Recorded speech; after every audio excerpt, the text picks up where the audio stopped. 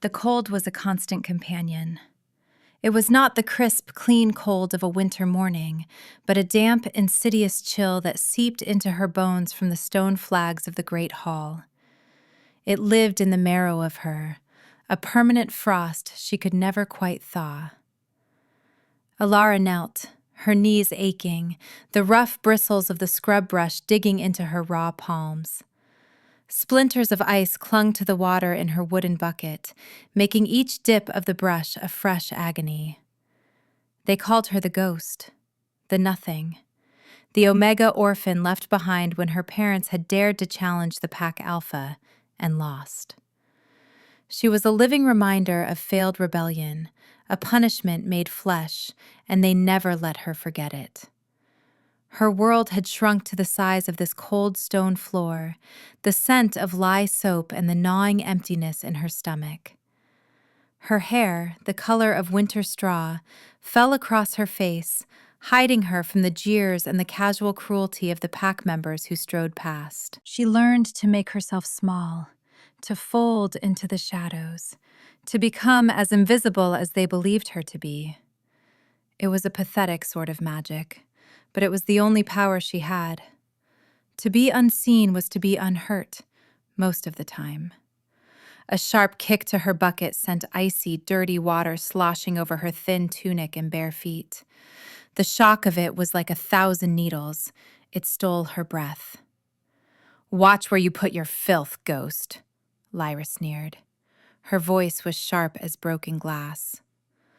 Lyra was another Omega, but one who had learned to survive by climbing on the backs of those even lower than herself.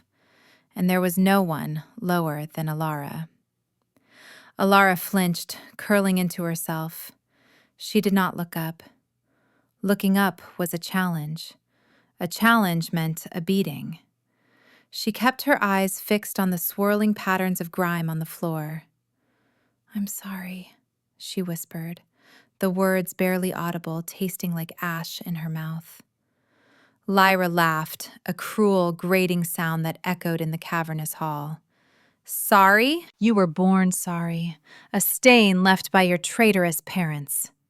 She nudged the overturned bucket with the toe of her worn leather boot. "Clean it up, and be quicker about it. The Alpha is in a foul mood today." Alara gritted her teeth, the muscles in her jaw aching with the effort of holding back a scream of pure frustration. A hot, useless rage burned in her chest, a stark contrast to the profound cold that consumed the rest of her. She hated this. She hated the cold, the hunger, the constant, grinding humiliation. Most of all, she hated the suffocating feeling of worthlessness that Lyra's words cemented in her soul. Was that all she was? A stain? She pushed the feeling down into the dark place where she kept all her pain. Breaking was not an option. If she broke, there would be nothing left.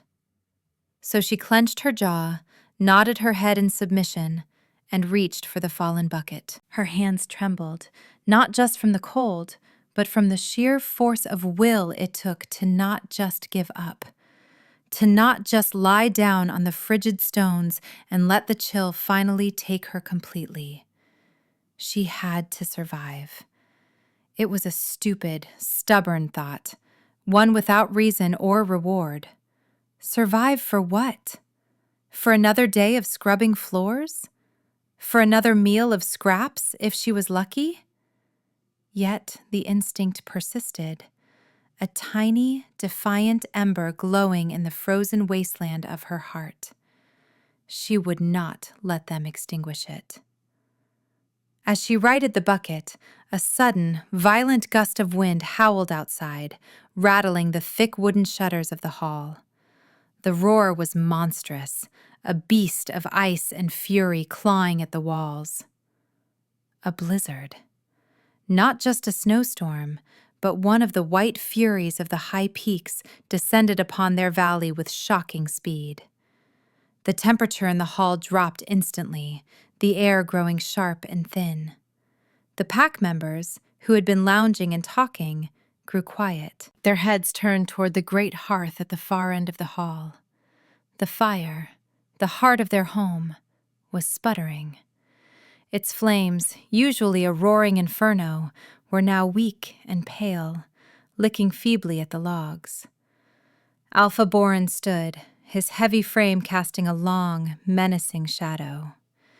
He was a brute of a man, with a beard thick with old food and a temper as foul as his breath. "The fire dies!" he roared, his voice a gravelly boom. "The ember moss is spent. We need more from the Whisperwood Grove." A collective shudder went through the room that had nothing to do with the cold. The Whisperwood Grove was high on the mountain's shoulder, a treacherous climb even in good weather.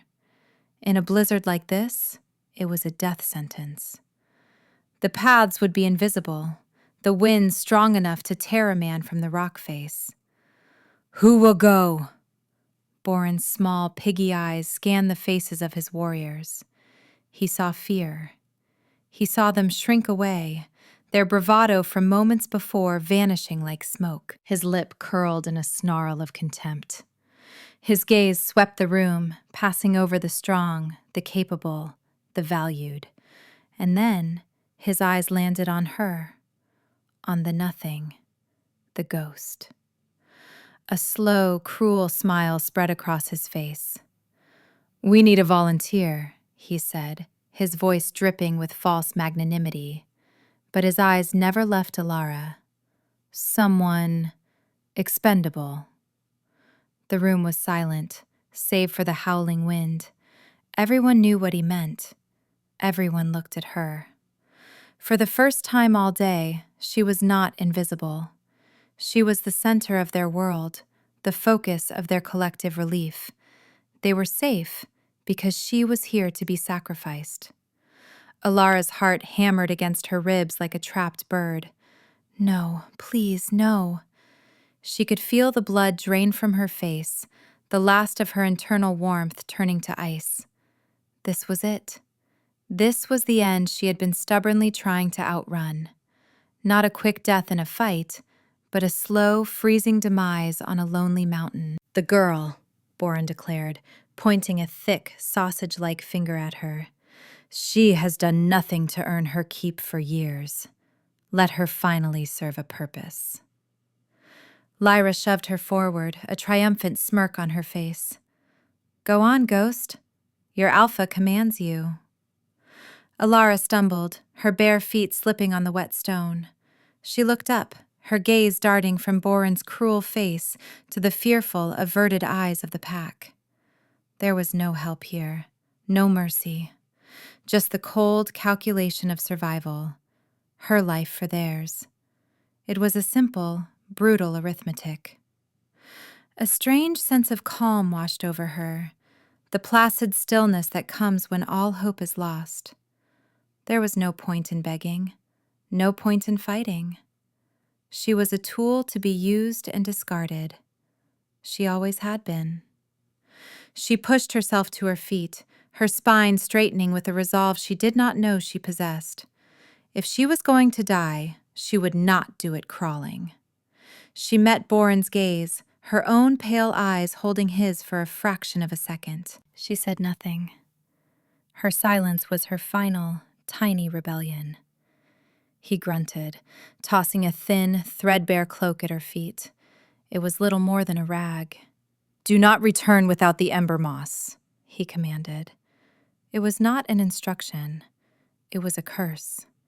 He did not expect her to return at all. Alara picked up the cloak, wrapping it around her shivering shoulders. It offered no warmth. She walked toward the heavy main doors, each step an eternity. The pack parted before her like water around a stone. She did not look at any of them. She could feel their pity, their scorn, their relief. It was a suffocating weight. The moment she pushed the door open, the blizzard hit her with the force of a physical blow. The wind screamed, a symphony of rage, and it sliced at her exposed skin like 1,000 tiny claws. Snow, sharp as sand, flew into her eyes, blinding her instantly. The cold was a living entity, a predator that sought to devour her whole. She took a step out into the white chaos, and the door slammed shut behind her. The sound of the heavy bar falling into place, echoing her doom. She was alone, utterly and completely alone, cast out into the heart of the storm. For a moment, she simply stood there, letting the blizzard consume her. It would be so easy to just fall, to let the snow cover her like a blanket and drift off into a final, painless sleep. But then she thought of Boren's smug face, of Lyra's sneer. She would not give them the satisfaction. Her stubborn, foolish heart beat its defiant rhythm. Survive. Clutching the useless cloak around her, she turned her face toward the mountain and took a step. And another. She had no idea where she was going, but she moved anyway, fighting for every inch against a storm that wanted her dead. The world dissolved into a howling vortex of white. The wind was a physical wall, pushing against her, trying to knock her from her feet. Snow piled up around her ankles, then her knees, each step a monumental effort of will. The cold was no longer just in her bones. It was her entire reality. It burned. It was an agonizing, fiery cold that felt like it was flaying the skin from her body. Her breath came in ragged, painful gasps, crystallizing in the air before her. She lost all track of time. Minutes bled into hours. The faint outline of the pack hall vanished behind her, swallowed by the storm. She was a single, insignificant speck in an endless, wrathful whiteness. Her thoughts began to fracture.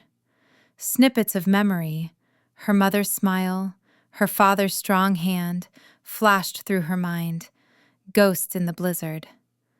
Were they watching her now? Were they disappointed in their weak, useless daughter? Her legs grew heavy, clumsy. She stumbled, falling face first into a deep drift of snow. The impact was soft, welcoming. The snow was so cold it felt warm, a dangerous, seductive lie. A profound exhaustion settled over her, a weight heavier than all the snow on the mountain. Just rest for a moment, a voice in her head whispered. Just close your eyes. No. She clawed her way back up, her fingers numb and clumsy inside their frozen shell. She could not feel her feet anymore, or her hands, or her face. She was becoming a statue of ice. But still she moved, one foot in front of the other, an automaton powered by a single, dying spark. Her foot caught on something, a root, a rock she could not tell, and she pitched forward again. This time the ground gave way beneath her.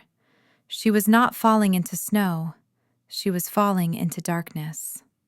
She landed with a jarring thud on a hard, rocky floor, the impact sending a bolt of pain through her already screaming body. For a moment she lay there, stunned, the air knocked from her lungs. The howling of the wind was suddenly muffled, distant. Where was she? Slowly, painfully, she pushed herself up. She was in some kind of cave, a fissure in the rock she had stumbled into. It was dark, but it was sheltered from the direct assault of the blizzard. The air was still freezing, but the wind's vicious claws could not reach her here. She had found a reprieve, a temporary tomb. As her eyes adjusted to the gloom, she saw it. A shape in the back of the cave, massive and dark. It was breathing. Shallow, ragged breaths that rasped in the stillness. Fear, cold and sharp, cut through her exhaustion. A bear? A winter wolf? Whatever it was, she had stumbled into its lair. She froze, her heart pounding a frantic, terrified rhythm. She should run, flee back into the storm. But her body would not obey. She was trapped, her limbs refusing to move. The shape stirred, and a low groan of pain echoed in the small space. It was not a sound of aggression. It was a sound of suffering. A flicker of something, curiosity, pity, overrode her fear. Taking a hesitant step forward, she squinted into the darkness. Her eyes were slowly adapting, picking out details. It was a wolf. But it was larger than any wolf she had ever seen. Its body was the size of a pony, its fur the color of midnight and silver. And it was bleeding. Dark, thick blood stained the stone floor around it, pooling from several deep gashes in its flank and shoulder. Its magnificent coat was matted and wet. It was dying. This great, powerful creature was dying, alone in the dark, just as she would have been. A strange empathy resonated within her. She knew this feeling, the cold, the pain, the slow ebb of life. She looked from the dying wolf to her own frozen, useless hands. What could she do? She was nothing. She had nothing. But she could not just watch it die. It felt wrong. It felt like watching a part of herself surrender. Hesitantly, she crept closer. The wolf's massive head lifted and two eyes opened, fixing on her. They were not the eyes of a normal animal. They glowed with a faint internal light, the color of silver in the moonlight. There was an intelligence in that gaze, a deep, ancient weariness. It watched her approach, but it made no move to attack. It was too weak. "You're hurt," she whispered, her voice a raw croak. The sound was swallowed by the cave. She knelt beside the enormous creature, her fear replaced by a singular driving purpose. She had to do something, anything. Without thinking, she tore a long strip from the hem of her already tattered tunic. The fabric was thin and cold, but it was all she had. Her fingers were numb, clumsy things, but she managed to fold the strip into a pad. The deepest wound was on its shoulder, a vicious-looking tear that was still weeping blood. She had to put pressure on it. Taking a shaky breath, she reached out. Her small, frozen hand, holding the makeshift bandage, pressed against the wolf's shoulder. The moment her skin made contact with its fur, with the skin beneath, the world exploded. It was not a sound. It was a feeling. A cataclysm. Searing, white-hot agony shot up her arm, straight into her heart, as if she had been struck by lightning. A scream was torn from her throat, raw and piercing. Light, brilliant and golden, erupted from the point of contact, blinding her. It was not a fire, but it burned like one. A clean, purifying flame that seemed to incinerate her very soul. She felt a brand being seared into her own flesh, on her shoulder, in the exact same spot as the wolf's wound. The pain was unbearable, a supernova of sensation that blotted out the cold, the hunger, everything. She was falling, not through rock, but through a chaotic vortex of emotions that were not her own. Loneliness, a vast, ancient loneliness that stretched over centuries. Rage, cold and sharp as a glacier. And a sudden, shocking surge of recognition, of triumph. A feeling of finding something that had been lost for an eternity. She collapsed backward, landing hard on the stone, her arm numb and tingling. The light vanished. The cave was plunged back into darkness, but the after image of that golden fire was burned onto her retinas. She stared, gasping at the creature. The wolf was gone. In its place, kneeling on the cave floor, was a man. He was naked, his body a breathtaking sculpture of muscle and power, littered with the same wounds the wolf had borne.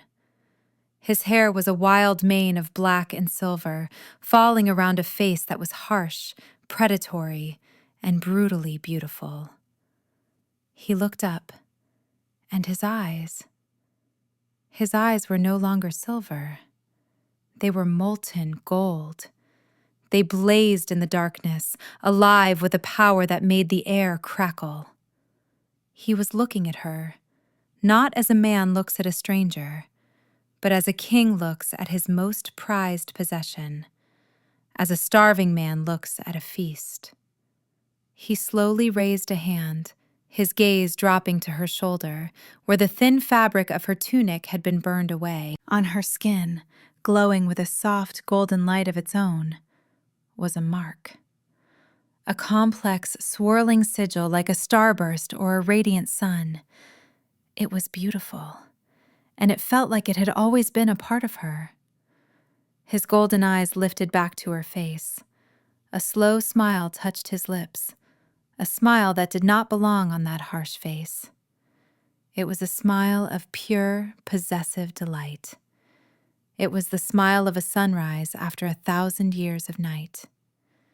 He spoke, his voice a low, rumbling thunder that resonated deep in her chest, in the very core of her being.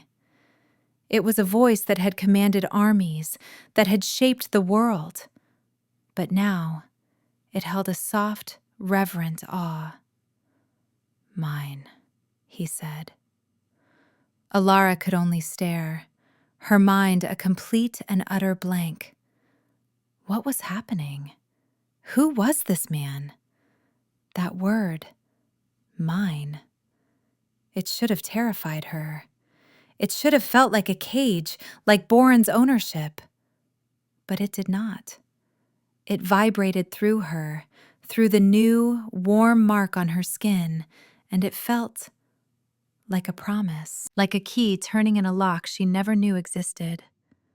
Her body, which had been frozen and dying moments before, was now thrumming with a strange foreign warmth.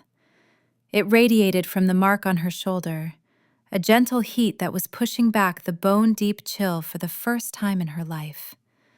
Her instincts, the animal part of her she had always suppressed, were screaming a single confusing truth: safety, home, mate. But her mind, the part that had known only abuse and fear, was recoiling in terror. This was a predator, a man of impossible power who had appeared from nowhere. He was looking at her with an intensity that felt like it could strip her soul bare. She was a ghost, a nothing. Why was he looking at her like that? What are you?" she stammered, her voice trembling. He pushed himself to his feet, a movement of fluid grace despite his injuries. He was massive, his shoulders broad enough to block out the cave entrance. The faint light from the storm-swept world outside limned his powerful silhouette. He took a step toward her. She scrambled backward, her back hitting the cold, damp wall of the cave. Her heart was a frantic drum against her ribs. "I am Kale," he said, his voice softer now, as if speaking to a frightened fawn. "And you are her, the one I have waited for." He took another step, his golden eyes never leaving hers. "I am the Alpha King." Alpha King. The words meant nothing and everything.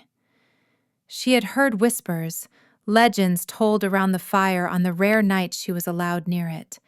Tales of a supreme leader who ruled all the packs, a shifter of immense age and power. A myth, a bedtime story. But the man standing before her was no myth. The power rolling off him in palpable waves was terrifyingly real. I don't understand," she whispered, shaking her head. Confusion was a thick fog in her mind. "The mark, it burns." "It is our bond," Kale said, his voice gentle but absolute. He stopped a few feet from her, seeming to sense that coming any closer would break her. My soul recognizing yours.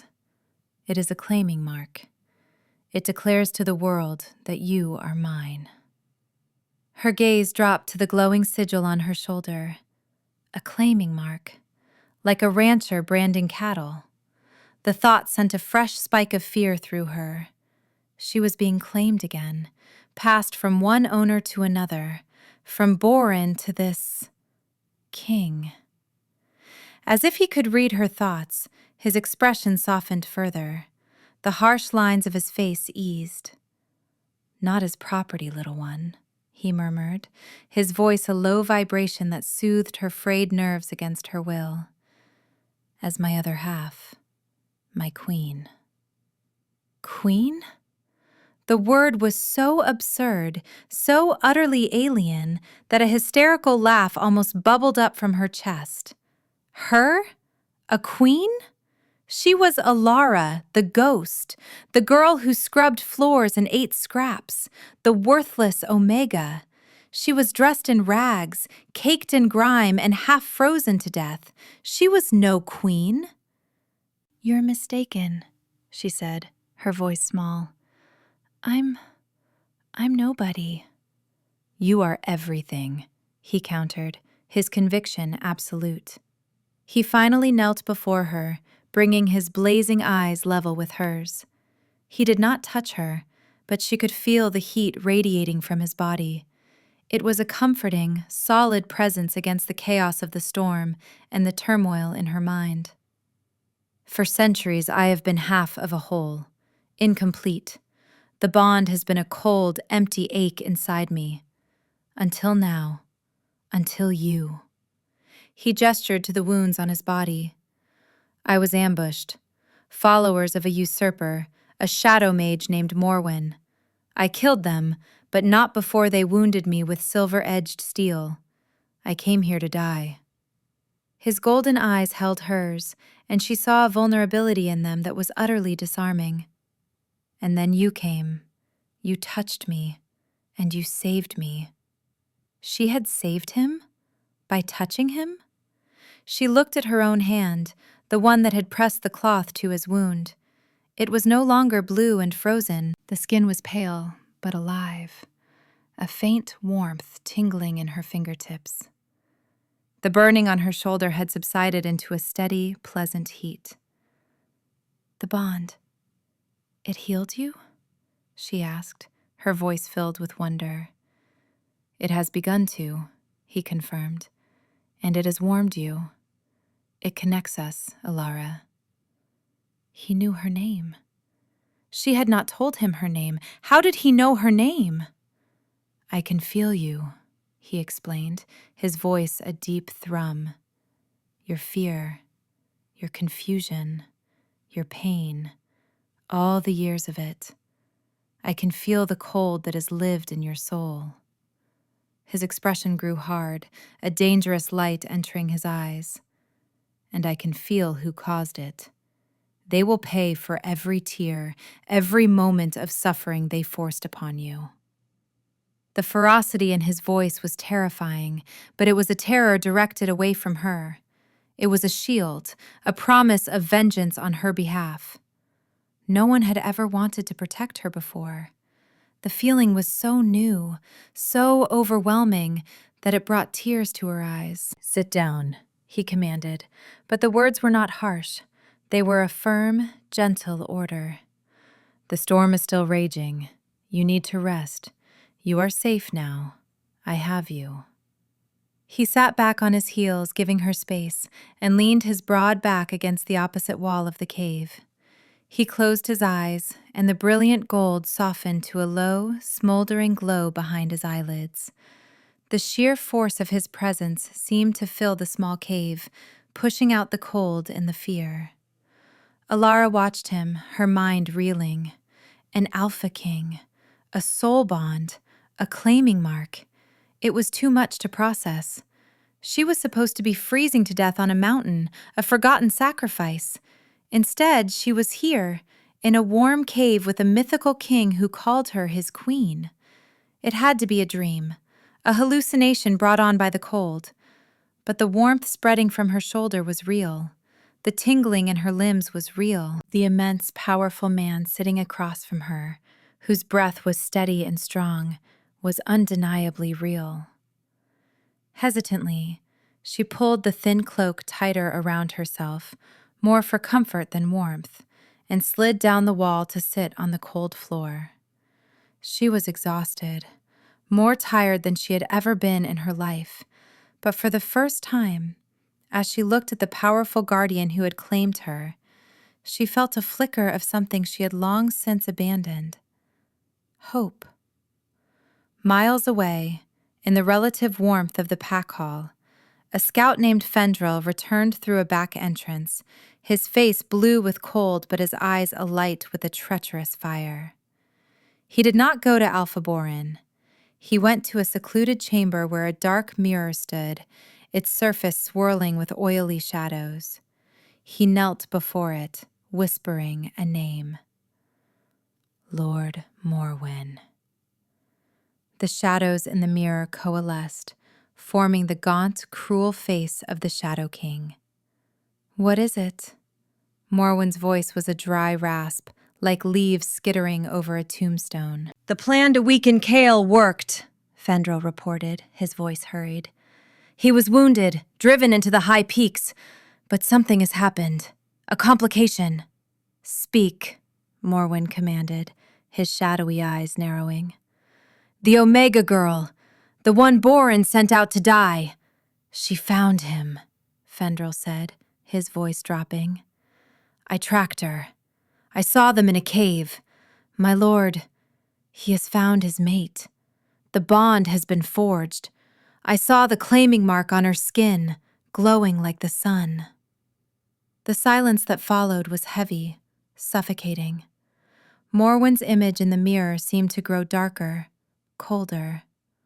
The bond. The one thing that could restore Kale to his full power. The one thing that could unlock the ancient lineage of light he carried in his bloodline. The power Morwen had spent decades trying to extinguish. And it was now linked to some worthless Omega girl. A key, Morwen hissed, a slow, predatory smile spreading across his spectral face. He has found his key, and in his weakness, he has revealed her to us. He looked directly at Fendril, his eyes glinting with a terrible purpose. He sees her as his salvation, his queen. But she is merely a tool, a weapon to be used against him. What are your orders, my lord? Fendril asked, bowing his head. Gather your men, the ones loyal to me, not that oaf Borin. Go to the cave. Kale is still wounded. The bond is new, fragile. You will not kill him.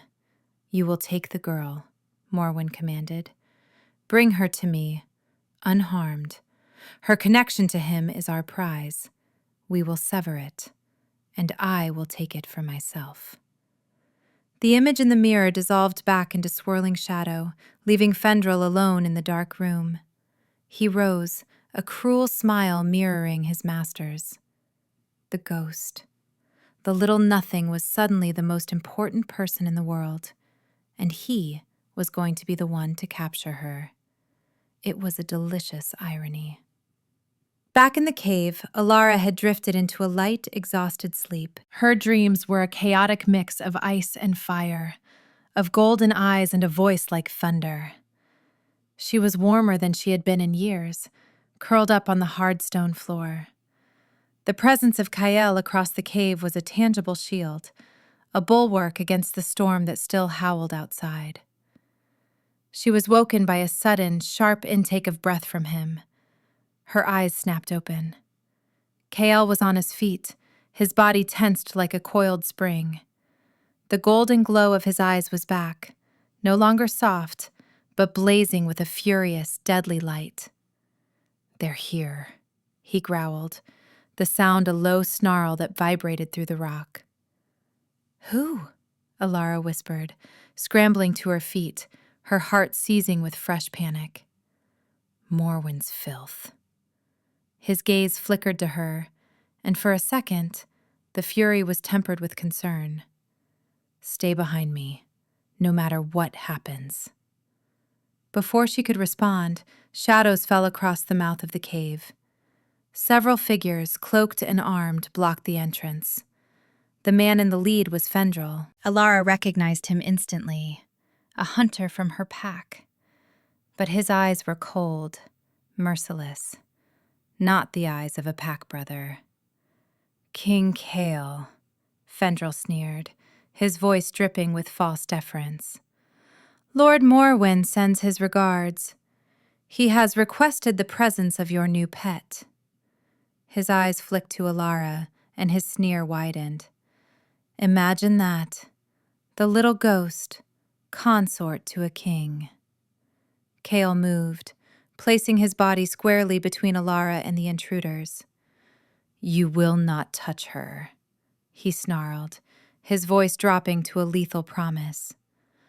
"We don't want to kill you, Your Majesty," Fendrel said, gesturing to his men. "Not yet. We just want the girl." Several of the men raised crossbows, not aimed at Kale, but at Alara. And the bolts were tipped not with steel, but with a dull gray metal. Silver. Alara felt a jolt of pain from the mark on her shoulder, a phantom sting, as if sensing the proximity of the metal that could harm it. Kale saw it. He saw her flinch. His rage became a palpable force, a pressure that made the air in the cave feel heavy and thick. "You think you can threaten me with her?" he hissed. "We can," Fendrel said simply. And then they attacked. They did not charge Kale directly. It was a feint.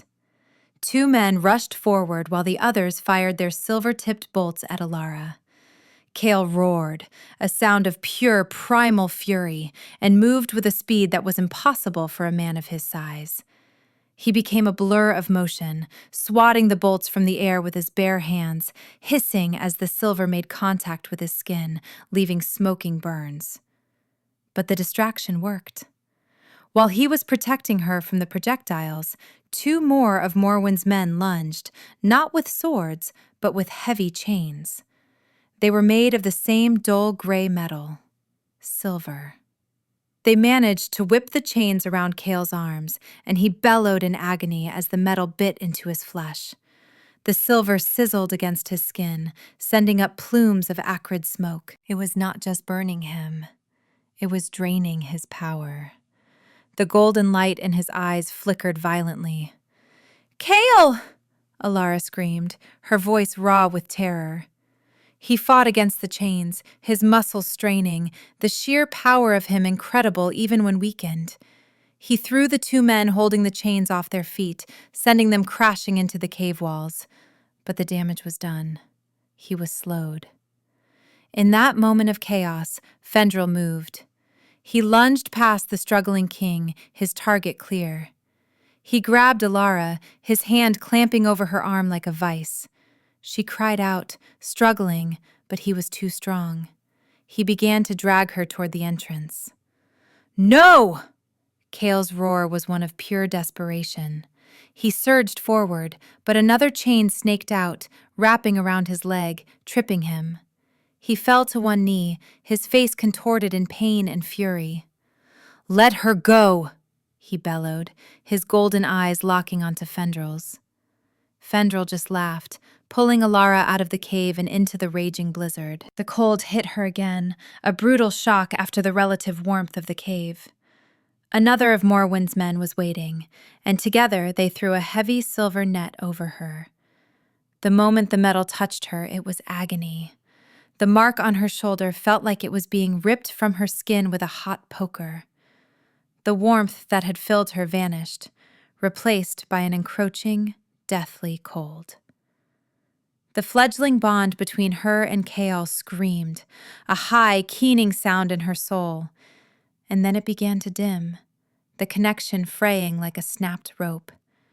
She could feel his pain through the bond, his rage, his helplessness. It was a feedback loop of despair.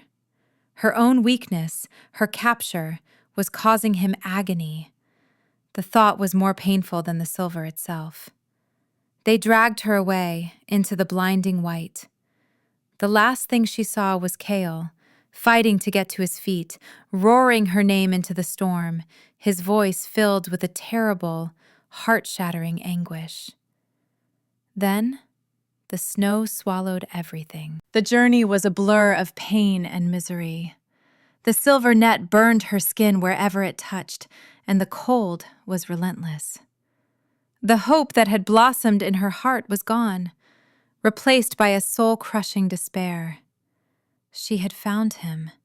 She had found a home, a purpose, a person who looked at her as if she mattered, and in the space of a few heartbeats, it had all been torn away. It was her fault. She was weak, a liability, a nothing who had brought ruin to a king. They took her to a hidden fortress, a grim citadel of black stone that seemed to absorb the light. It was cold, colder even than the pack hall, a place of deep, ancient shadows. She was thrown into a small, windowless cell, the silver net removed only to be replaced by a single silver manacle on her wrist, chained to the wall. The bond was a faint, barely perceptible thread. It was a cold spot on her shoulder, an echo of the warmth that had been there. The loss of it was a physical ache in her chest, a hollow void that was worse than any hunger she had ever known. She felt Kale's presence, but it was distant, muted, a desperate pulse of rage and fear far, far away. She huddled on the floor, wrapping her arms around herself, but there was no warmth to be found. She was alone again. Worthless again. The brief, beautiful dream was over, and the waking world was a nightmare. Hours, or maybe days later, the door to her cell creaked open. A tall, gaunt figure filled the doorway, draped in black robes. The air grew perceptibly colder, the shadows in the corners of the cell seeming to deepen and stretch toward him. It was Morwen. He glided into the cell, his movements unnaturally smooth. His face was pale, his features sharp and angular, and his eyes were pits of darkness that seemed to hold no light at all. He looked at her as one might look at an interesting insect. "So this is the great treasure," he mused, his voice a dry whisper. "The key to the Golden King's heart. You are disappointing." He circled her slowly. Small, weak, pathetic. I must admit, I don't see the appeal. Alara flinched away from him, pressing herself against the wall. His presence felt vile, a creeping corruption that made her skin crawl. "Do you know what you are, girl?" he asked, stopping in front of her. "You are a vessel. Your bloodline carries a dormant trait, a connection to the life force of this world. The light, as Kale's sentimental ancestors called it. Alone, it is useless. But when bonded to a king of his line, it amplifies his power 100-fold. It makes him nearly invincible."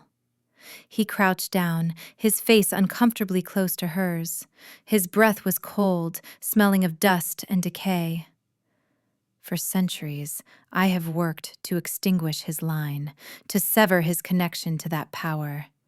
And I was so close. He was the last. Wounded, alone, dying on a mountain. And then you, a cosmic absurdity, stumbled upon him and ruined everything."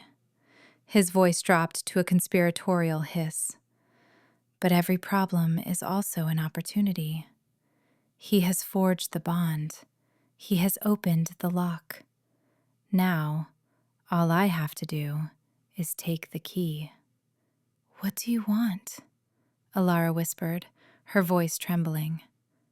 "I am going to perform a ritual," Morwen explained with chilling calm. "A ritual of severance and transference. I will cut your little bond with KL. The shock of it will cripple him, perhaps even kill him. And then I will take the connection for myself. I will bind you to me. Your power, amplified through my own mastery of the shadows, will make me a god. Terror, stark and absolute, seized her. To be bound to this creature of darkness. It was a fate worse than any death she could imagine. "He will come for me," she said, the words a desperate prayer. Morwen laughed, a thin, rattling sound. "Let him come. He is wounded, his power dampened by the damage to your bond. He will arrive just in time to watch me take everything from him before I extinguish his life forever." He stood, dusting off his robes. "You see? You are not a person. You are a prize, a tool, and your purpose is to ensure my ascension." He turned and left, the door slamming shut, plunging her back into darkness and despair. His words echoed in her mind. A tool. Worthless. It was the story of her life. Boren had used her. Lyra had used her. And now Morwen would use her to destroy the one person who had ever looked at her with kindness. Tears streamed down her face, cold trails on her dirty skin. She was so tired of being weak, so tired of being a victim. She pulled at the silver manacle, but it only burned her wrist, sending waves of sickening cold through the faint connection to Kale. She could feel him, a distant, frantic pulse. He was fighting. He was coming. She could feel his desperation, his fear for her. He was in pain because of her. The thought solidified into a hard knot of resolve in her gut. No, she would not be a tool. She would not be the weapon that destroyed him. She closed her eyes, ignoring the cold, the pain, the despair. She focused everything she had, all her will, on the tiny, flickering ember of the bond. It was a faint warmth in a universe of cold. She poured all her desperate hope, all her burgeoning, terrified love for the Golden King into that single point. Kale, she thought, pushing the name into the connection with all her might. Kale, I am here. I am sorry. For a moment, there was nothing. Just the cold, empty void. She was about to give up, to let the despair swallow her whole. And then she felt it. A response. A faint pulse of warmth against the cold. And then a voice, not in her ears but in her very soul. It was his voice, strained and distant but unmistakable. Alara. The sound of her name in her mind was a lifeline. "Hold on," the voice said, a thread of unbreakable steel woven through the pain. "Just hold on. I am coming." The connection faded, the effort too much to sustain. But it was enough. He was coming. He had not abandoned her. He was fighting for her. A fierce, protective fire ignited in her chest, a rage that burned away her tears. Morwen called her weak, pathetic, a tool. He was wrong. She was the mate of the Alpha King, and she would not let him fall. The ritual chamber was vast and circular, the air thick with the smell of ozone and old blood. Ilara was dragged to the center of the floor, where a complex circle of runes had been inscribed in what looked like powdered silver. They forced her to her knees, chaining her other wrist so she was bound within the circle's heart. Morwen stood before an altar of black obsidian, chanting in a guttural language that made the stones themselves vibrate. The shadows in the room writhed and coiled like living things, drawn to the growing power of his spell. The silver runes on the floor began to glow with a sickly, pale light. Alara felt the light of the runes attacking the bond, pulling at it, trying to tear it apart. The mark on her shoulder burned with a new kind of pain, a shredding, tearing agony. She could feel Kale's answering cry of pain through their connection, a distant scream of torment. "The bond weakens!" Morwen cried out, his voice exultant. He raised a wickedly curved ritual knife, its blade carved from a solid piece of shadow. "Soon it will break, and your king will break with it." He raised the knife high, preparing for the final incantation that would sever them completely. At that exact moment, the entire western wall of the fortress exploded inward. Stone and shadow erupted in a shower of debris as a massive golden-furred wolf, impossibly large and radiating pure, incandescent rage, smashed into the chamber. It was Kale. He had shifted. He was a whirlwind of claws and teeth, a force of nature unleashed. The golden light that blazed from him was so intense it made the shadows recoil, hissing. Behind him, his warriors, the elite Silver Guard, poured into the room, their howls a symphony of war. The chamber erupted into chaos. Morwen's followers, the Ember Covenant, met the charge, and the clash of steel and claw echoed off the high ceiling. But Kale ignored them all. His blazing golden eyes were locked on one target, Morwen.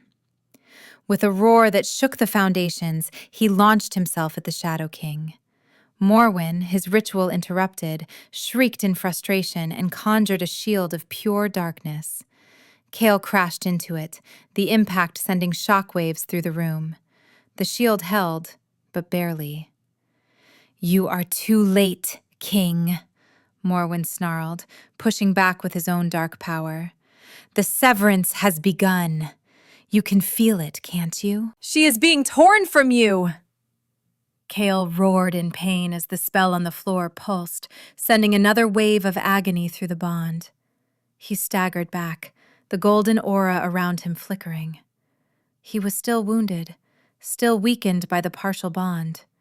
Seeing his chance, Morwen thrust his hand forward, and a blade of solidified shadow, long and sharp as a shard of obsidian, shot from his palm. It struck Kale in the side, piercing his golden fur.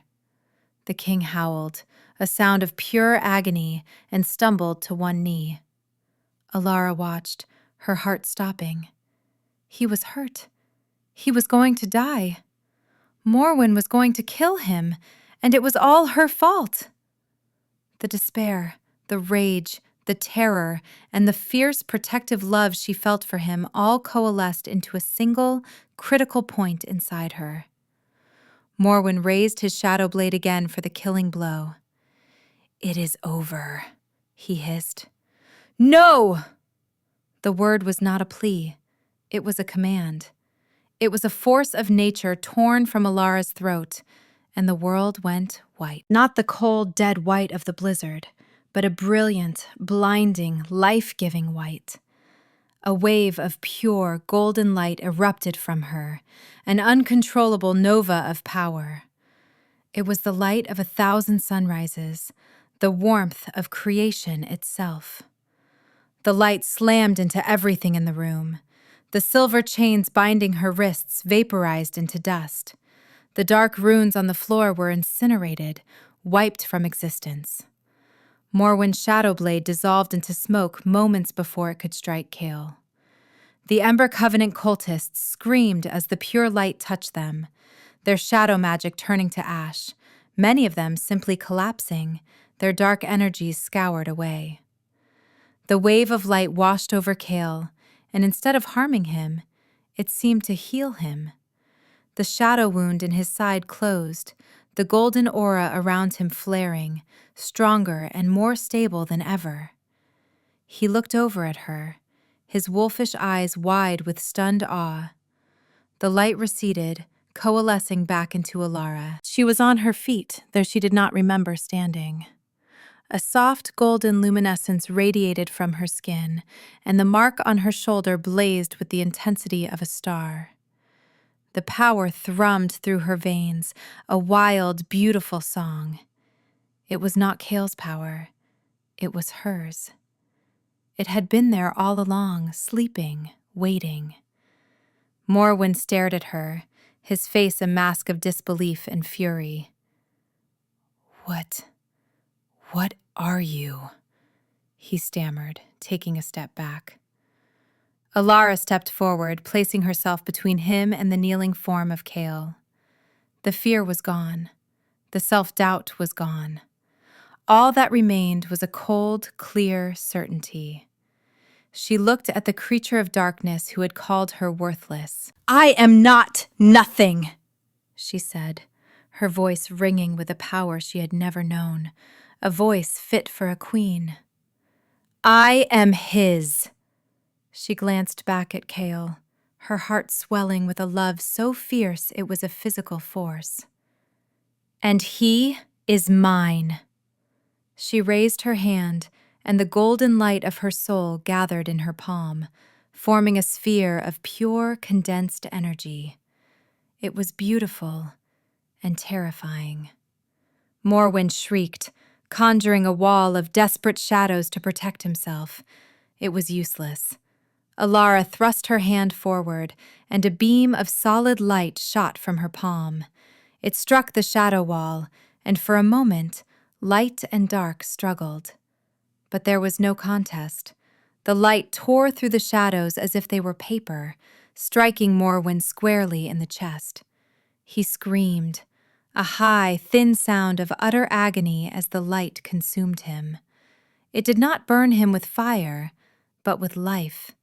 It filled his emptiness, his corruption, with a purity he could not bear. His form flickered, his dark energy unraveling, until with a final echoing wail, he dissolved into nothing but a handful of dust and a lingering smell of decay. Silence fell over the chamber, broken only by the panting of the victorious warriors. The battle was over. The golden light around Alara softened, receding back into her until only the brightly glowing mark on her shoulder remained. The adrenaline vanished, and a profound exhaustion swept over her.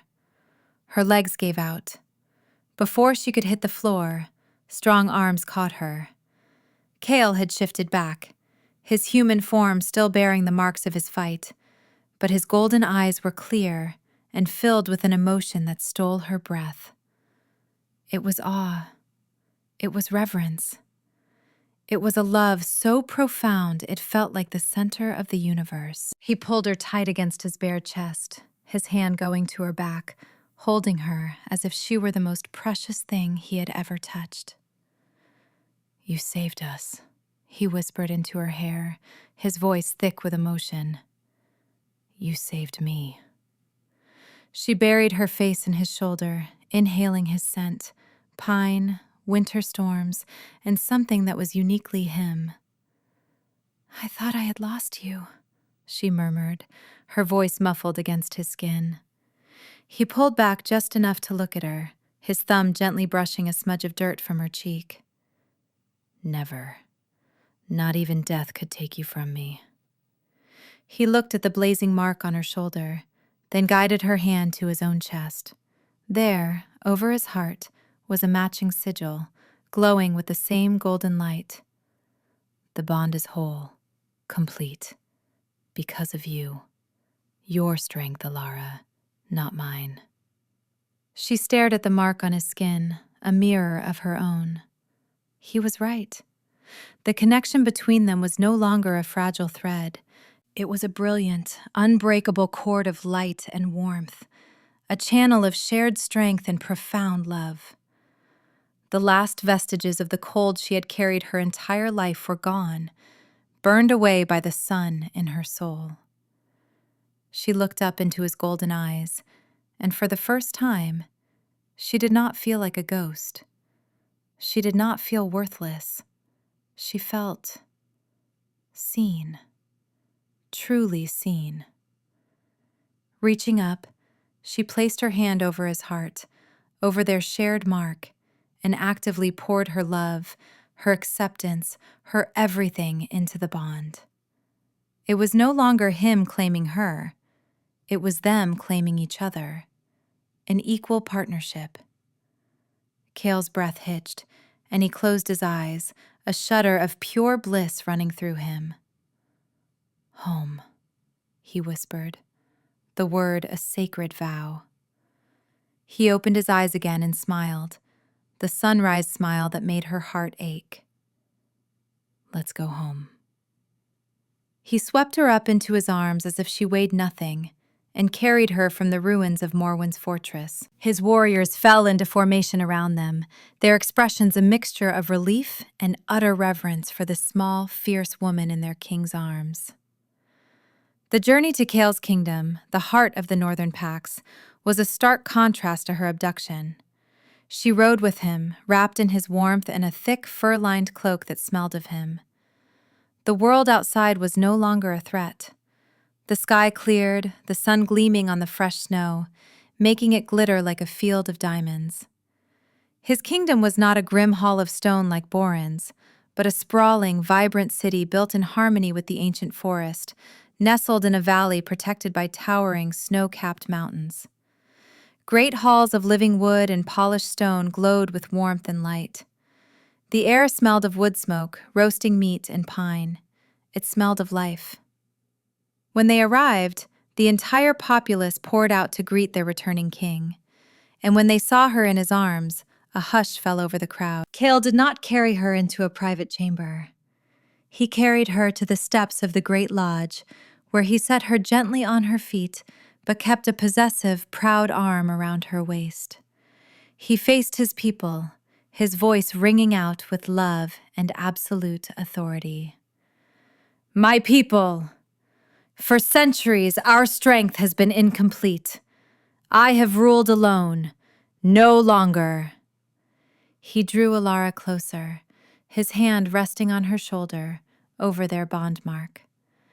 Behold Alara, she who carries the sun in her soul, my mate, my heart, your queen. A collective gasp went through the crowd, followed by a deafening roar of approval. They were not looking at her with scorn or pity. They were looking at her with hope. The lower-ranking members, the Omegas and the servants, looked at her with tears in their eyes. One of their own, raised to the highest honor. She was not just a queen. She was a promise that even the lowest among them had worth. Alara looked out at the sea of faces, at the beautiful, vibrant city, and then up at the powerful, loving man beside her. The Alpha King, who had seen the light in her when all she knew was darkness. A soft, genuine smile touched her lips. She was no longer the ghost. She was not a tool or a stain. She was Alara. She was a survivor. She was a light bringer. She was a queen.